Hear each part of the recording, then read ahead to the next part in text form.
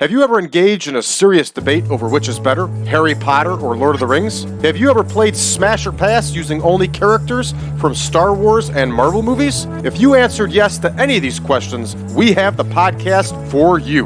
Listen to The Steam Gentlemen, the podcast where an expert panel convenes to ask the questions about pop culture and social commentary that other podcasts are afraid to ask. Listen to The Steam Gentlemen on Apple Podcasts, Spotify, or wherever you listen to podcasts. Warning, this product contains extreme nostalgia.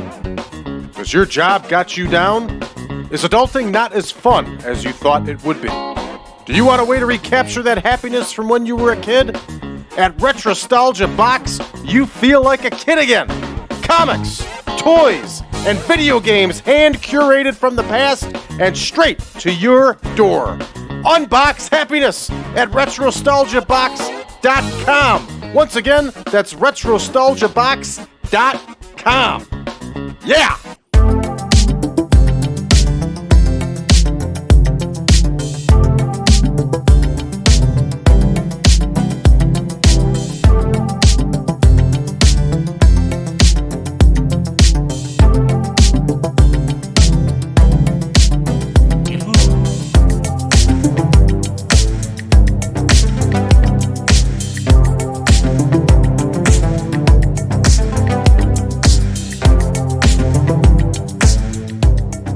Welcome back, ladies and gentlemen, to the 1987 Supermod. I'm your host, as always, Brad Drake. And tonight, it's the World Wrestling Federation once again here, and we are going to be in the Wichita Falls Memorial Auditorium in Wichita Falls, Texas.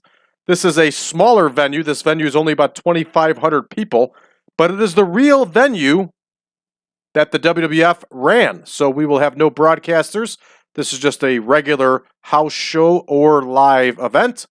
And we have nobody out but our usuals that we expect to be out. And shockingly, we do not have any backstage incidents. So let's go ahead, everybody, and take a look at our card for this evening.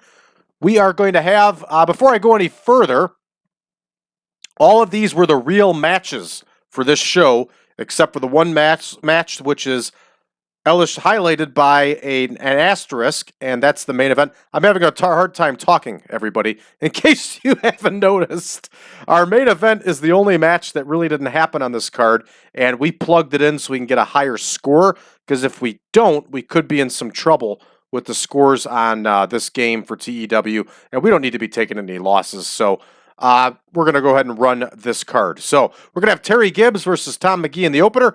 Debbie Combs is going to challenge the fabulous Moolah for the World Women's title. Jerry Allen will face Bam Bam Bigelow. Steve Lombardi is going to battle the Ultimate Warrior. Tiger Chung Lee will face Sam Houston. Killer Khan is going to face Tito Santana. The Junkyard Dog and Nikolai Volkoff will lock horns in the semi-main event. And in our main event, everybody, we are going to see the Can-Am Connection challenge the Hart Foundation for the World Tag Team title. You know what time it is, everybody. I know what time it is. Let's get to booking. Here we go. Gibbs and Magee in the opener. And here is Terry Gibbs. And here is Tom Magee. Tom Magee, of course, is going to get the win here, everybody. Terry Gibbs is a far superior opponent who will definitely make Tom Magee look good. So here we go. That one is booked. Up next, we have the ladies' title match, which is going to be Combs versus Moolah. And they're going to go 12 minutes. And we know that Moolah will not put Combs over. So I think we'll do something different for this match. And we'll probably shoot for a double count out here or something like that. Just to change things up a little bit. Yeah, let's see if we can do that or if Moolah will bitch about that. And something tells me that she probably will bitch about that. But we'll see. There it is. She's extremely unhappy. So here we go. So I'm getting a little tired of this nonsense. Fabulous Moolah will get the win. I hate to say it, everybody, but I may have to go to the editor for this because it's not realistic. Debbie Combs was winning matches by count out and stuff like that. So there we go. We'll have Fabulous Moolah get the win by count out and make her happy. Up next, we have Jerry Allen and Bam Bam Bigelow, and they are going to go 12 minutes.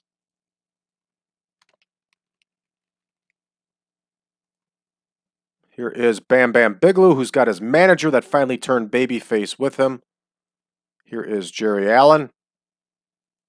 The Bammer is going to get the win here, everybody. And, of course, didn't click the right thing. There we go. Bigelow with the win. Lombardi versus the Warrior here, and they're going to go 12. And I think we all know who's going to go over on this one. That's an awfully long match for the Ultimate Warrior, but it's what we have to do under the confines of TEW. Here's Steve Lombardi. Here is the Ultimate Warrior. The Warrior, of course, is going to get the win as he continues his non-televised win streak here. Up next, Tiger Chung Lee is going to face Sam Houston. And this one will probably be the best match we've seen on the show so far outside of the ladies' match. Tiger Chung Lee was a pretty good hand in the ring. And young Sam Houston's going to continue his winning ways here in the World Wrestling Federation. And that one is booked. Up next here, Killer Khan and Tito Santana, and they're going to go 16. Tito Santana, originally from Mission, Texas. And I just screwed that up and put Houston. I meant to put Santana. Just about done with Tito Santana's book. It's winded down his WWF career, wound down his WWF career, I should say. And it's a pretty good book. It's just very poorly written and very poorly edited. And that probably keeps him from getting any kind of critical praise. I hope that there has been updated versions of the book, because I know he's self-published, and I hope maybe all that's been cleaned up and I just have an early version of it, but I just don't know. So in this case, in this match, Tito Santana is going to go over here against Killer Khan. And I've always been a Tito Santana fan, even from when I was a kid. I always enjoyed his matches. I always enjoyed his style. And I thought he was really something special. And here we go, Volkoff versus Junkyard Dog, which was the original main event for this show in Wichita Falls, Texas. But we're not going to have it that way because we need to risk not losing any popularity, so we added the 8th match. And it'd be interesting to see if both these men can go 18. It looks like they can so far. We're going to leave this one open-ended. Either one of these guys getting the win is good for business for us. And here we go with our big main event, which actually wasn't the real main event. As we just discussed, we're going to see the Can-Am Connection challenge the Hart Foundation for the World Tag Team title. And I learned something interesting while reading Tito Santana's book. Apparently, the Can-Am Connection were going to get the World Tag Team title from the Hart Foundation. It was slated that they were going to win the tag title. And then Tom Zank flaked out and left. And Tito Santana got plugged in and then ended up going the way of Strikeforce, winning the tag title and then dropping it at WrestleMania 4 to Demolition. So I guess in a sense, they were transitional champions. All right, this one's all set here. The match is an epic. The Hitman will get the win, and Jimmy Hart will help interfere. We should have an outstanding main event here. All right, but 135 minutes. That means we're 2 hours and 15 minutes. It's a good time for a small live event such as this. And we're going to go ahead and start the show. Here we go. Gibbs and Magee. Red text the doom all over the place. Tom Magee wins with that torture rack. And Tom Magee actually outscored Terry Gibbs. I'm surprised on that one. All right, let's move along here to Combs and Moolah. Moolah gets the win by count out. We get a 50 overall for these two ladies. Nice to see. 49 and 45 gets us a 50. Of course, Moolah has the declining physical ability, and she might be getting tired. She's been working a lot of matches here. So 2,700 people is this arena. So not a whole lot of people for the WWF. Probably going to lose money on this show. But then again, probably not, because a lot of these wrestlers are contracted wrestlers either way. All right, Bam Bam Bigelow gets the win with that power bomb. 74 and a 40. Gives us a 64 overall. We've lost that red text for wrong sides of the field, face and heel divide for Bigelow and Humperdinck. So that's good for us. And move right along here to Lombardi and the Ultimate Warrior. The Ultimate Warrior gets the win. The Ultimate Warrior actually scored a 71. That's also because he's over here in Texas. Red text of doom, of course. And we only get a 50. Wow. That's surprising. Ultimate Warrior has inconsistency, poor selling. We know all this. Up next here, not good at all.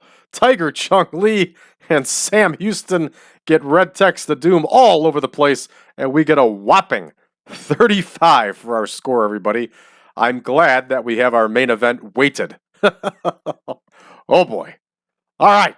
Killer Khan and Tito Santana. Tito Santana with a nice 89 score. Lots of green here.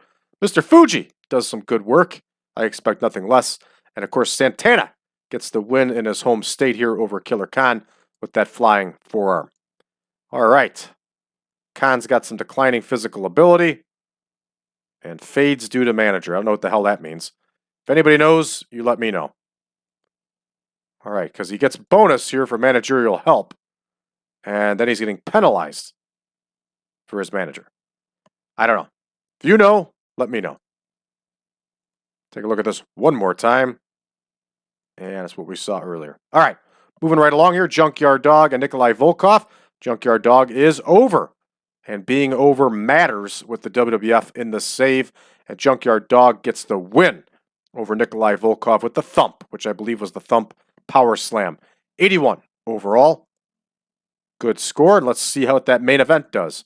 Here we go. The Hart Foundation defeat the Can-Am Connection. Lots of high 90s scores here.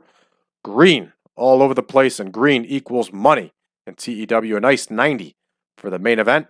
And that should have saved the day for this show, which was overall a pretty lousy show, except for the semi-main and the main. And let's take a look here and see how we did. Got an 87 overall. No popularity change, which is a little surprising for Mid-South, which is where we're at. In fact, that's very surprising.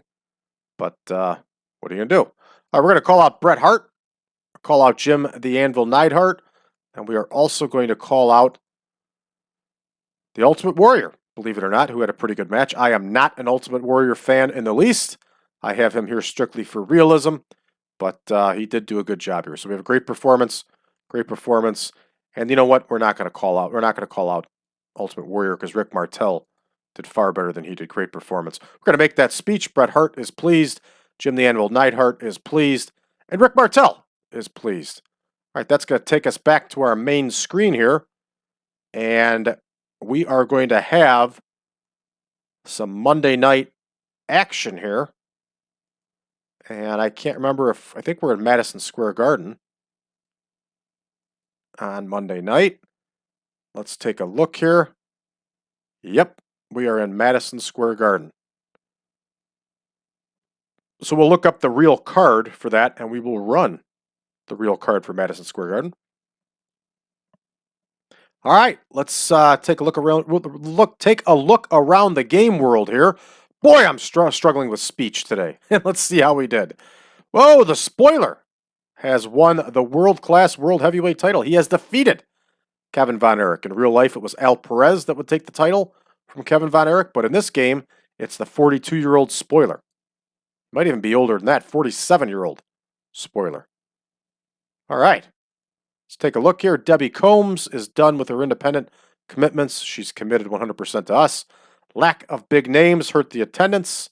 No, it didn't. We sold out. All-American got 181,000 viewers. BS.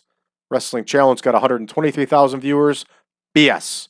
Both those were drawn huge numbers, but in this game, since they're B shows, that's what we get. Let's take a look around the game world. The NWA, Flair over Tim Horner. Nice 92 score. All on the part of Ric Flair, I'm sure. Look at that. We ran in Wichita Falls, and they ran in Houston. Jimmy Garvin over Mike Graham. Again, they just love Mike Graham in this game. Bubba Rogers over Lasertron, another guy that the Jim Crockett Promotions loves. And good stuff here. Denny Brown retains the NWA World Junior Heavyweight title. Got to check that out because Bill Irwin was a big dude. Bill Irwin was a light heavyweight at least. I have to get that straightened out. Yeah, Bill Irwin and his brother were some big boys. He was no middleweight. All right, let's see what else we got here. If this card draws any attention. It doesn't. All right, up next here. Take a look at the UWF. UWF's got Chris Adams over the Angel of Death, David Sheldon. Michael Hayes over Iceman King Parsons. It's a pretty darn good card here. Rick Steiner over Pat Barrett. Pat Barrett's, I think in his 50s at this point. Yep, 51 years old. One heck of a hand in his prime. And I'm going to make a note of it because I'm going to look into something on Pat Barrett too. All right, Pacific Northwest Wrestling ran. Hassan and Ramos over Flowers and Santana. 54 overall, pretty lousy score. And Mike Miller and Rip Oliver are the Pacific Northwest Tag Team Champions. Continental ran Jerry Stubbs over Roy Lee Welch to retain that CWF Heavyweight Championship. See if anything else catches our fancy, and it does not. All right, that is going to do it for us, everybody, for this episode. We'll be back in action again tomorrow. For those of you that are new to the channel, please make sure you hit that subscribe button and drop us a message below. Let us know how you found the channel, what you think of it so far. For those of you looking for version 10 of the Supermod, you know that it can be found on patreon.com/PowerCastNetwork. You can also find version 9 over on braddrake.net. You can click on Supermod. Check us out on social media, facebook.com/groups/1987Supermod. You can find us also on Reddit under the subreddit of TEW 2020 Friends. And don't forget, everybody, we are on Discord. Look us up, 1987 Supermod, and join us in conversation. Thanks again, everybody. We'll see you tomorrow.